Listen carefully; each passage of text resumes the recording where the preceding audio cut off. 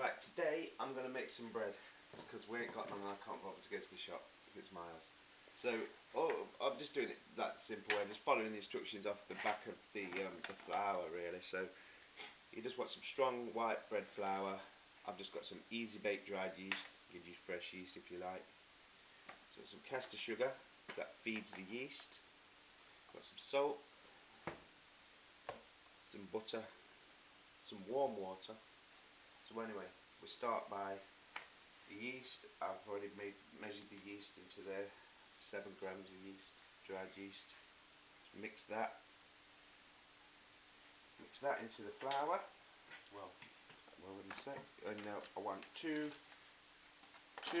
teaspoons of castor sugar also.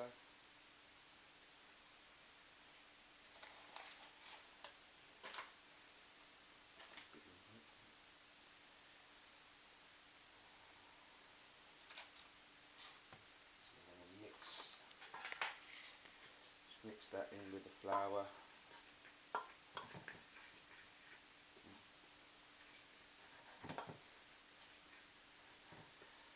was making a mess joke, didn't I? Yep. Now, the salt kills the yeast. So when I put the salt in, I always put that just to one side, out the way. So I want a teaspoon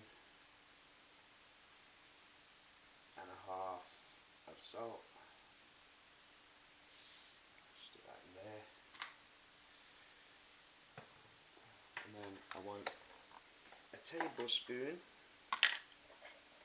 of soft butter, although this has been in the fridge.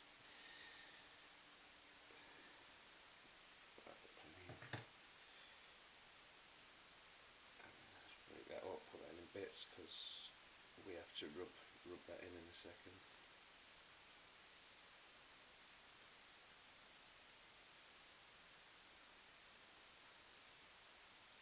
So now what we do is we rub the butter into the flour to like make breadcrumbs. So I'll start to do that, and then I'll come back to you in a sec when I've got a bit further down in it. Right, I've rubbed the butter into the flour at this point, so I'm pretty much well rubbed in. So now I want to be adding 300 mils of water to this. So warm water that is as well. So 300 mils of warm water. Just mix it with a fork at first. Stick with it.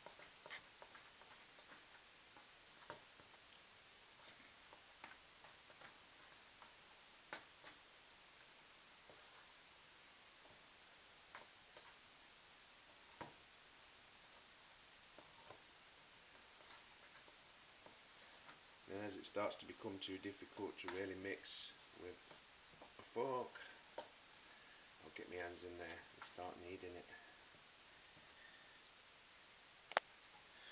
Just put the light on, sorry if you couldn't see before. So now I've just like literally getting it together up, and then basically you just wanna really knead it for 10 minutes. Like this, just picking up all the flour. So you don't really want to watch me keep kneading it, do you? So back in a sec. Yeah. So I'm just kneading it, just pushing it all there, just basically stretching all the flour. To be honest with you, that's what you're stretching it apart. I can't think of the words right now.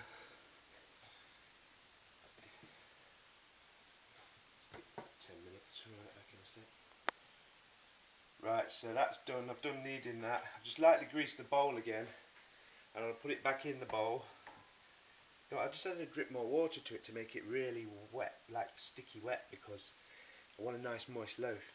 Anyway, so you want to let that double in size now. Cover it with a tea towel, double it in size in a warm place, 20 degrees plus. Robert takes in the living room with me. See, the thing is, you see, because the the sugar feeds the yeast, but there's only a certain amount of sugar in there. So if you let it more than double in size, there's a danger that when you knock it back in a bit and put it in your bread tin and let it rise again, it might run out of sugar and therefore won't rise as much. So you just literally want it to double in size, however long that takes. It could take up to an hour, depending on how warm the room is you put it in. So I'll be back when that's doubled in size. It probably won't take an hour though, but... Right, it's been about an hour and the dough's doubled in size. So literally just want to flour the side, and then you do what's called knock it back now. You just literally get it out and just fold it up. Just knead it about 5 times or so. Nice consistency, look, so you want it. So you just literally, just to get the air out, just knead it, you know, 4 or 5 times.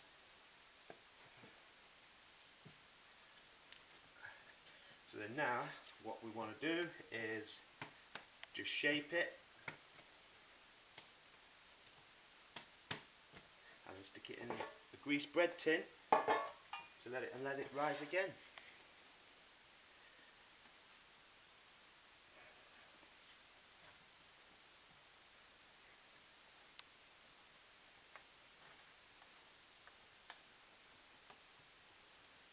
Just leave that in there now, and then put it back in a warm place again, covered by a tea towel, and we'll come back to it. I don't know, probably might be another hour, I suppose. We'll just see. Right, I'll come back to it soon. Right, it's been rising for a couple of hours now. It's time to put it in the oven. Right, so there's my loaf. It's been in the oven for 35 minutes on 180 degrees. I'm just going to tip it out and rest it on this cake rack for a little bit of a tea towel over it, just to let it cool down a little bit. But I am going to be having warm bread and butter beforehand. I mean, before it cools down totally.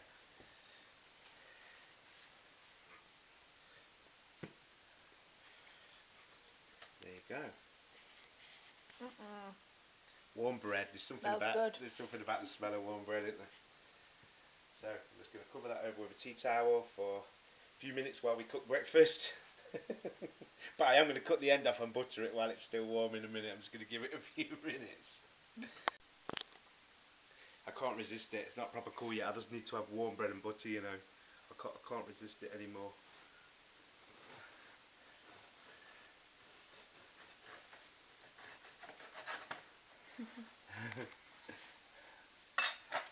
Definitely got to share it with Joe, don't we?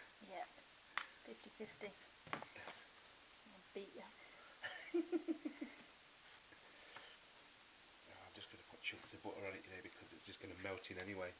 And it's just nice. Oh, look how soft it is. I can butter it properly, look. Oh, look. Off. Can't